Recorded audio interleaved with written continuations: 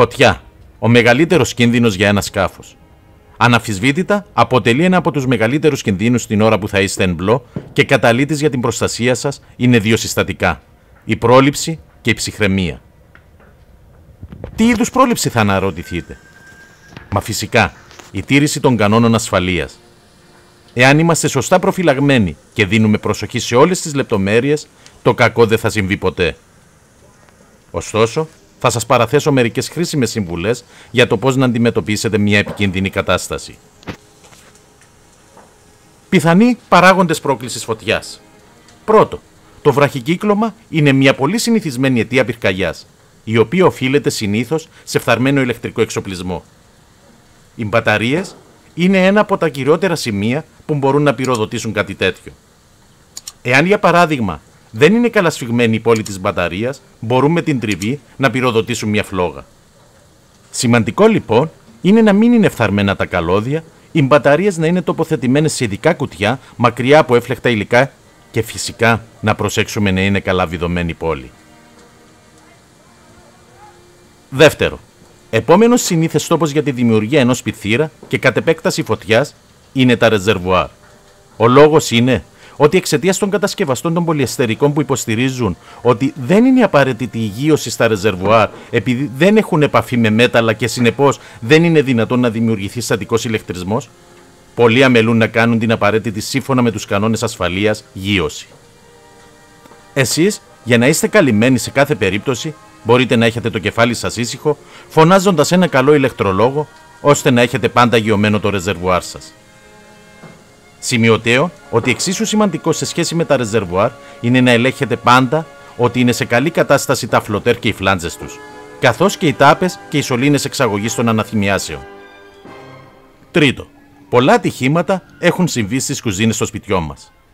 Μην εκπλαγείτε λοιπόν για την τρίτη στην κατάταξη πιθανή αιτία πυρκαγιάς που πρόκειται για τις κουζίνες υγραερίου. Το αέριο είναι πιο εύλεκτο από την βενζίνη και γι' αυτό μπορεί να προκαλέσει ακόμη και έκρηξη. Εάν λοιπόν διαπιστώσετε κάποια διαρροή μυρωδιά έντονη υγραερίου, πρέπει να κλείσετε αμέσως τη μηχανή και το γενικό διακόπτη ρεύματος, έτσι ώστε να μην κινδυνεύσετε να δημιουργηθεί σπινθήρας από κάποια συσκευή. Σχεδόν αυτονόητο, θεωρούμε ότι δεν θα ήταν η κατάλληλη ώρα για να ανάψετε τσιγάρο. Τρόποι αντιμετώπισης. Οι πυροσβεστήρες είναι η άμεση αντίδραση στη δράση της φωτιάς. Σε αυτή την περίπτωση πρέπει να επισημάνουμε ότι υπάρχουν πολλών ειδών πυροσβεστήρες, καθένας ειδικός για το είδος της φωτιάς που καλούμαστε να αντιμετωπίσουμε. Έτσι, έχουμε για τις πυρκαγιές που προκλήθηκαν από έφλεκτα υγρά, όπως πετρέλαιο, λάδι, ινόπνευμα ή μπογιά, τον πυροσβεστήρα που έχει ως βασικό κατασκευαστικό υλικό του τον αφρό και το διοξίδιο του άνθρακα. Στις πυρκαγιές που καίγονται υλικά, στα οποία ανάμεσά τους ή κοντά τους ή μέσα τους βρίσκεται και ηλεκτρικό ρεύμα, αποκλείονται κατασβεστικά υλικά που είναι καλή αγωγή του ηλεκτρικού ρεύματος, όπως είναι το νερό και ο αφρός. Αυτό όχι μόνο για να αποφύγουμε τα βραχικυκλώματα στα μέρη ή στις συσκευές που υπάρχει ηλεκτρικό ρεύμα, αλλά κυρίως για να αποφύγουμε τη θανατηφόρο ηλεκτροπληξία. Επομένως, σε αυτή την περίπτωση θα χρησιμοποιήσετε πυροσβεστήρα με διοξίδιο του άνθρακα. Εξυπακούεται λοιπόν η κατοχή αυτών των πυροσβεστήρων. Εκτός αυτού όμως, μεγάλη σημασία έχει και το μέρος που τους τοποθετούμε.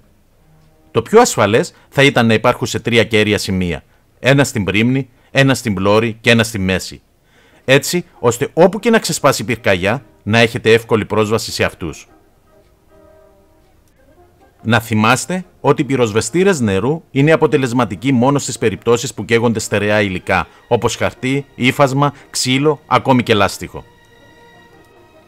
Αναφορικά με τις πυρκαγιές που έχουν να κάνουν αποκλειστικά με την βενζίνη, πρέπει να θυμάστε ότι τροφοδοτούνται από το οξυγόνο. Κοινώς, εάν δείτε να βγαίνουν καπνοί από το μηχανοστάσιο, δεν πρέπει να ανοίξετε απότομα την πόρτα ή το καπάκι αντίστοιχα. Η πιο συνετή στάση είναι να ανοίξετε μια μικρή χαραμάδα και να ψεκάζετε ώσπου να κατευνάσετε τη δύναμη της φωτιάς και έπειτα να επιτεθείτε στο κυρίως μέτωπο της πυρκαγιάς. Μία ακόμη λύση για τα μηχανοστάσια που αφορά στην πρόληψη είναι να έχετε δημιουργήσει μικρές τρύπες στις πόρτες του μηχανοστασίου που θα τις ταπώσετε με ελαστικά καπάκια. Έτσι, στην περίπτωση φωτιάς, αφαιρείτε απλά τις τάπες και ψεκάζετε από εκεί. Τον φρονίμων τα παιδιά πριν πεινάσουν μαγειρεύουν. Εάν ομιγέννητο η πυρκαγιά έχει κυριαρχήσει και δεν μπορείτε να κάνετε κάτι για να την κατασβήσετε, πρέπει να είστε προετοιμασμένοι να εγκαταλείψετε το σκάφος σας εγκαίρως. Πρωταρχικά, πριν ακόμη πηδήξετε στη θάλασσα, θα πρέπει οπωσδήποτε να πατήσετε το κουμπί distress στο VHF για να έρθει βοήθεια. Επίσης, να έχετε φορέσει ισοσύβιο για να αντέξετε όσο το δυνατό περισσότερο στην παραμονή σας στη θάλασσα. Μαζί σας θα πάρετε και το ειδικό αδιάβροχο τσαντάκι εκτάκτων περιπτώσεων που θα περιλαμβάνει ξηρά τροφή, νερό, φορητό VHF, ακόμη και GPS. Τέλος, μην ξεχάσετε να κάνετε το άλμα σας στη θάλασσα από την πλευρά που χτυπάει το σκάφος στο κύμα, για να απομακρυνθεί όσο πιο σύντομα γίνεται από κοντά σας. Σε αντίθετη περίπτωση, θα έχετε ένα φλεγόμενο σκάφος να έρχεται συνεχώς κατά πάνω σας. Σας ευχαριστώ πολύ που παρακολουθήσατε το βίντεο. Αν σας άρεσε, πατήστε το like και κάντε share. Επίσης, αφήστε τα σχόλιά σας είτε θετικά είτε αρνητικά.